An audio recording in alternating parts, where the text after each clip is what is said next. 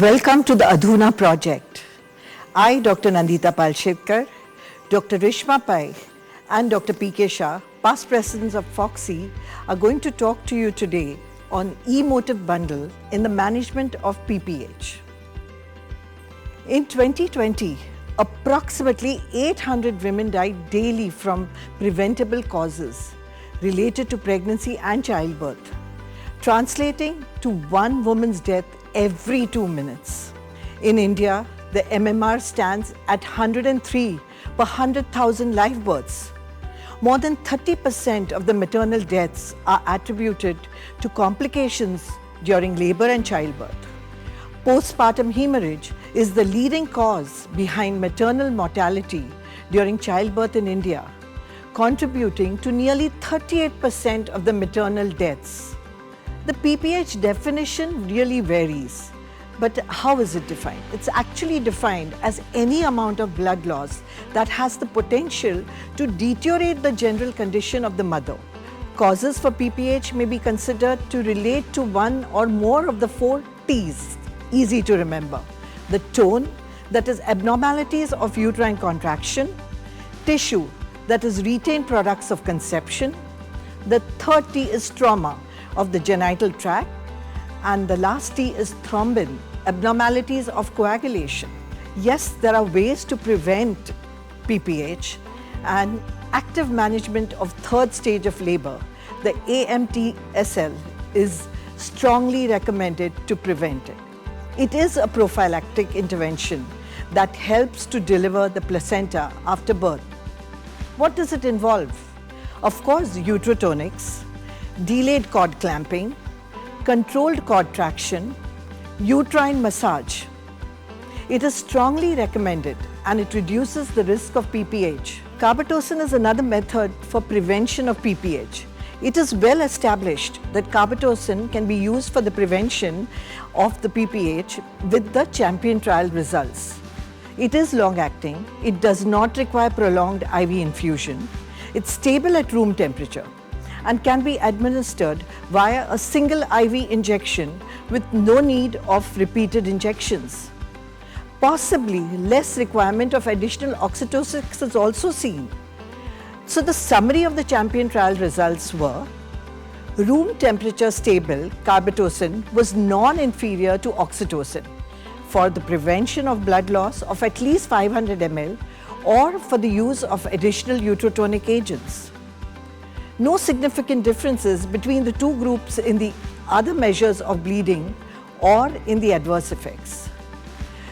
These data inform care of women in parts of the world where a lack of heat stability is a barrier to the effective prevention of PPH. Then comes WHO, which did the E-motive trial. And the E-motive trial was started in 2017, and in 2023, it was actually included in the WHO recommendations for the management of PPH. So E-motive bundle is the WHO recommendation to detect and treat PPH early. I think this line is very important: detect and treat PPH early. E, early detection and trigger criteria.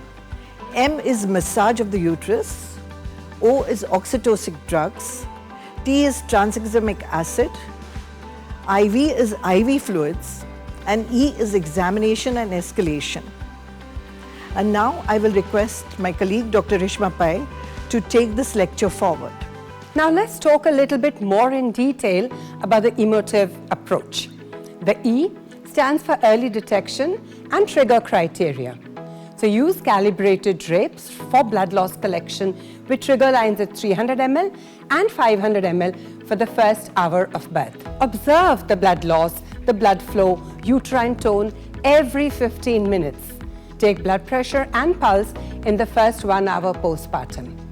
The trigger criteria include using clinical judgment, of course, blood loss of 500 ml or more, blood loss of 300 ml with one abnormal observation.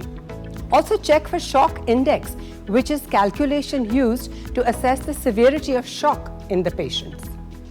Now the M. M stands for uterine massage.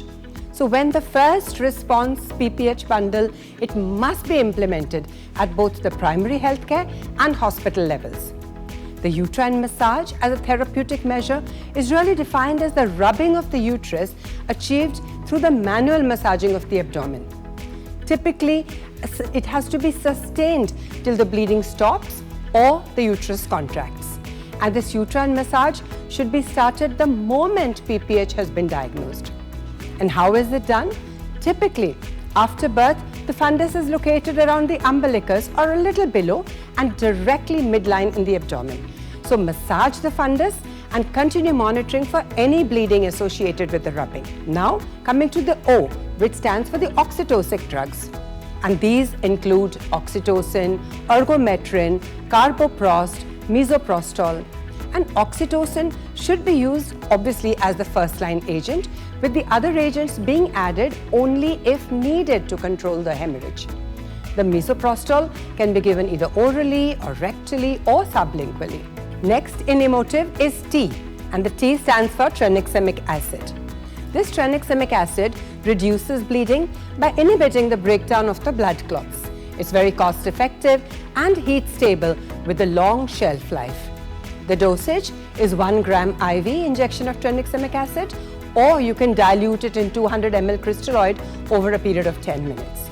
The WHO recommends that women with postpartum hemorrhage receive 1 gram tranexamic acid IV as soon as possible after giving birth, followed if necessary by a second dose if the bleeding continues after 30 minutes or restarts within 24 hours since the first dose. The urgent treatment is absolutely critical because women with postpartum hemorrhage may bleed to death quickly, and tranexamic acid is most effective when given early. Evidence suggests that there is no benefit when the drug is given more than 3 hours after the onset of bleeding. And so we go on to the next phase of the emotive with Dr. P.K. Shah. Let's talk about IV fluids. Intravenous fluids in addition to the infusion should be given if clinically indicated for resuscitation and will require a second intravenous access. Flow is inversely proportional to the fourth power of radius, what we call as Poiseuille's law. What does it mean? That small changes in cannula diameter leads to larger changes in flow. Bigger the diameter, more is the flow. Fluid resuscitation requires at least 16 G cannula. E is for exam and escalation.